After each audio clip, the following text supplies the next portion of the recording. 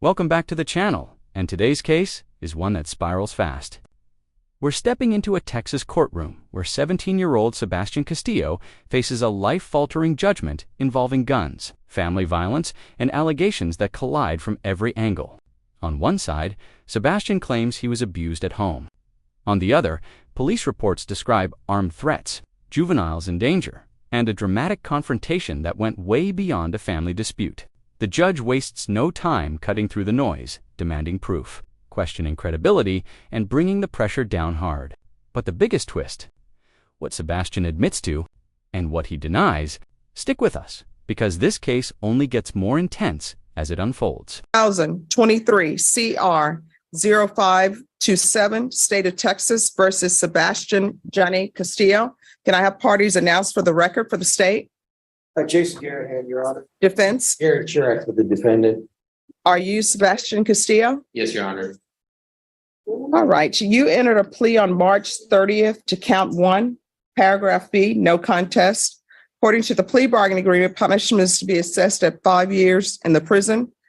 There's an affirmative finding of deadly weapon. State is not making any recommendations to your application. There's an affirmative finding of family violence, and then there's to be no contact with several parties. Did you have a chance to review the PSI report, counsel? Yes, I did, Your Honor. State? Yes.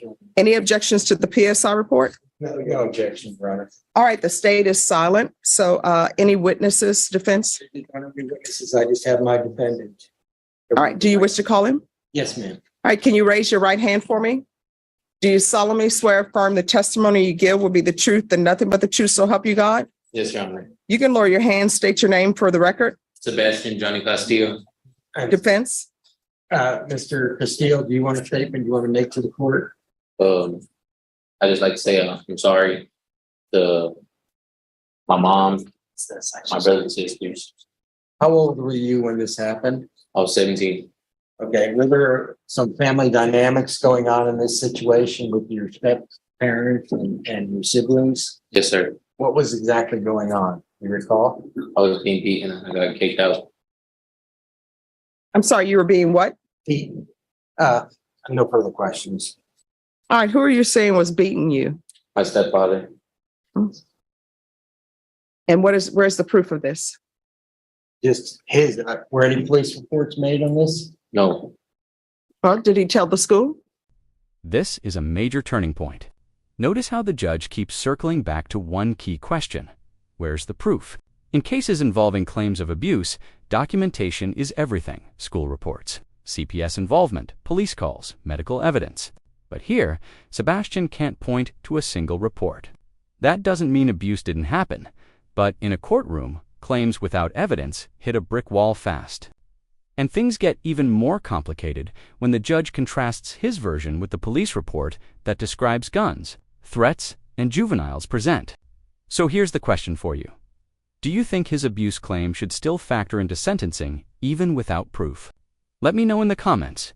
You tell the school you were getting beaten? I was kicked out and they went to withdraw me at the school and the cop was there. And whenever they were taking me back home, they kicked me out and I was out for 3 days. No, my question still has not been answered. So he's saying that his stepfather was beating him at the home. Mm-hmm. So did he ever report it to the school? That's either yes or no. All right. So where's the proof? Because what I have is I have him going to a home. I have him where they say that he threatened to shoot up the school. That's why the mother called. And then I have him going back to the home and they're saying that he pointed a gun on them. Judge, I'm saying here that I think what led to this was they, for some reason, the step parents really wanted him out of the situation. He denies that he ever made a threat to shoot up the school. He says that was a false threat. I think they just wanted him out of the house. When this happened, you were actually living with your grandparents. Is that correct? Yes, sir. And if you get probation, that's who you would live with? Sir. And when this happened, you were what, 17? Yes, sir. And do you do any alcohol or drugs? No, sir. Now, according to the police report, it says S1 and S2.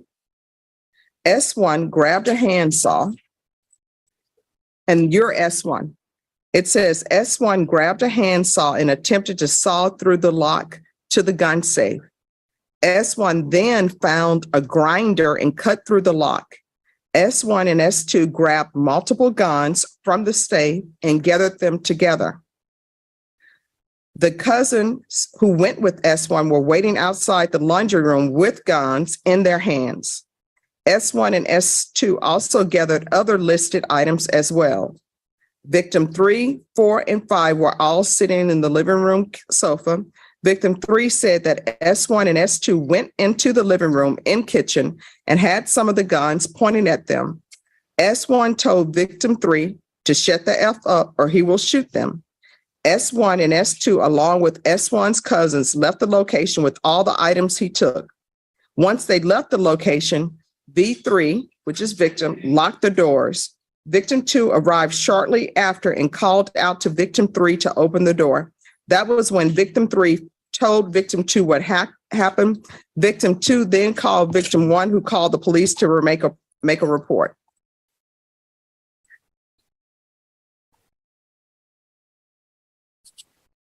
So, anybody want to address that? Because Victim 3 is a juvenile. Victim 4 is a juvenile. Victim 5 is a juvenile. What the judge reads here is extremely damaging, especially the part about juveniles being present. Courts treat crimes involving minors with heightened seriousness. Whether or not Sebastian intended to scare anyone, the report paints a picture of multiple guns, threats, and cousins positioned outside with weapons. And remember, the court isn't relitigating the facts. Sebastian already pled no contest to this charge. That plea alone gives the judge every reason to take the police report at face value. This is where credibility becomes everything. The judge literally watches his reactions, the head shakes, the denials, and weighs them against sworn statements. What do you think? Is Sebastian trying to minimize what happened, or is the report exaggerated? So, You're shaking your head. No. are you saying you didn't take these items? No, ma'am. I mean, it's what you pled to. All right. Is there anything else? Nothing further, Your Honor. All right. I'll hear argument. Judge, at the time of the incident, the defendant was 17 years old. It sounds like it was a family dispute matter. Allegations are of guns being pointed, no shots were fired.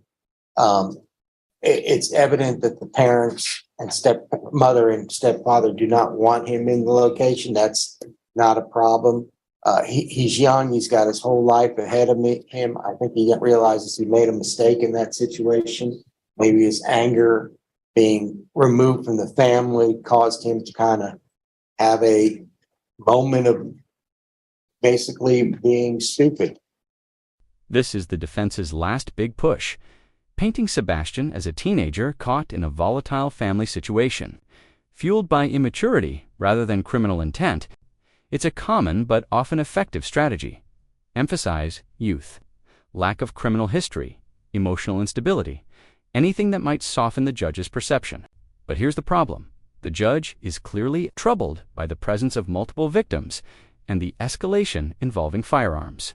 Even if no shots were fired, the law treats pointing a gun, or even having one while committing a crime, as deadly weapon conduct. That's why the 5-year sentence was already built into the plea deal. The judge isn't deciding guilt anymore. She's deciding whether the defendant truly accepts responsibility. So the tension here is, will youth be enough to overcome the gravity of the crime? Let me know your thoughts. And see, I can understand his position if there were people in the home where this was not their stepfather as well. So this is what the court is going to do. Court is going to find you guilty, sentence you to 5 years in prison, give you credit for any time served. There's an affirmative finding of deadly weapon, an affirmative finding of family violence. There's to be no contact with victims. With regards to the restitution amount, the court does not, they're asking for $45,000 in restitution. The court has nothing before it to suggest that restitution should be $45,000, and no information on restitution has been presented to the court, so the court is not ordering restitution. I'm going to show you what's entitled Trial Court Certification of Defendant's Rights to Appeal. You won't probably go around. Because this is a plea bargaining agreement, because I followed your plea bargaining agreement, and because you waived your right to appeal, you do not have the court's permission to appeal. And because this is an affirmative finding of family violence, and also because this is a conviction, you're not allowed to own or possess any weapons or ammunition. If you have a question over what a weapon or ammunition is, you'll need to speak to an attorney. Do you understand? Yes, Your Honor. All right, good luck to you. I know we're off the record. I know you're young, and 5 years seems like a lot of time. Yes. Time does go by quickly, but you need to start bettering yourself. If there is some type of mental health issue going on, or some other issue that you have, drug issue, or some type of trauma that you've suffered, you can ask for help and they will give it to you. Do you understand? Yes, Your Honor. All right, good luck to you. This moment highlights one of the most overlooked aspects of criminal sentencing. Judges don't just hand down punishment, they often deliver life guidance. And listen closely. The judge acknowledges Sebastian's age, the seriousness of 5 years, and then pivots to rehabilitation. When a judge mentions mental health, trauma, or substance issues, that's a signal they're giving the defendant a roadmap to reduce future harm. The judge knows she's sending a young man into a tough environment, but she's also telling him exactly how to rise above it. This duality, accountability paired with support, is critical in modern sentencing. The question is, will Sebastian take that advice seriously once he enters the system? Comment your thoughts below. 5795, State of Texas versus John Leal Klosna. Can I have parties announced for the record for the state? Travis Banks of the State of Texas. Defense? Adele Silver for the defense. Are you John Leal Klosna? Yes, ma'am, I am. Going to show you what's entitled Motion to Enter Adjudication of Guilt and Revoke Community Supervision. Did you review that with your attorney? Yes, Did you understand it? Yes, I did, ma'am. Are you the same John Leal Klosna who was placed on deferred adjudication in 2021 CR 5795 for the offense of assault of a pregnant person on August 31st, 2021 for a term of 5 years? Is that you? Yes, ma'am. All right, state. Violated condition number 7, on or about the 30th day of April 2023 in Wilson County, Texas. The defendant, John Leal Klosna, departed Bexar County without the written permission of the court and or the supervision officer in violation of condition number 7. How do you plead to that? True or not true? True, ma'am. Say will waive and abandon the other allegations. Any objection? No objection, Your Honor. Did you understand by pleading true to violation of condition number 7, the court could find it true, find you guilty, sentence you up to 10 years in prison and up to a $10,000 fine? Yes. Knowing that, do you still wish to plead true to violation of condition number 7? Yes. Court will find violation of condition number 7 true. Is there an agreement? Yes, Your Honor. The agreement, should the court follow it, is to deny the motion and to alter and amend the conditions to add hostility and aggression management course and the family violence impact panel. And those, with those additional conditions, that is the. All right. Why are we needing hostility management and anger course and family violence impact panel when he was supposed to be doing the BIPP course? He has finished the BIPP course. It was finished last year. Yes, and then there's a new allegation of a new number 1 in Wilson County. It is still pending. So why should I continue him on probation? I don't understand. He leaves the county without permission.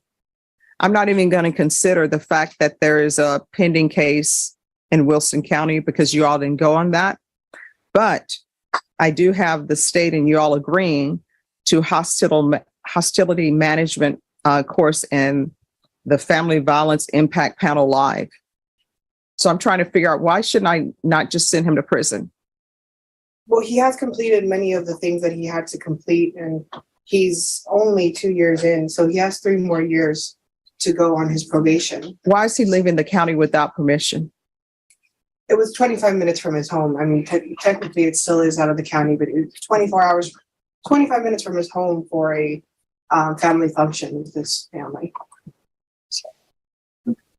State? You're right. I think in the hostility and aggression management course, they do teach some different skills than you learn in the matters intervention course. And I think that maybe with these new skills, they could serve the defendant well and that he could complete the rest of his probation successfully. All right, this is what the court will do. Is there anything you wish to say, sir? Ma'am, I apologize for my actions and I won't mess up again. If you please can give me this opportunity to prove to you that I can do better, I will, ma'am.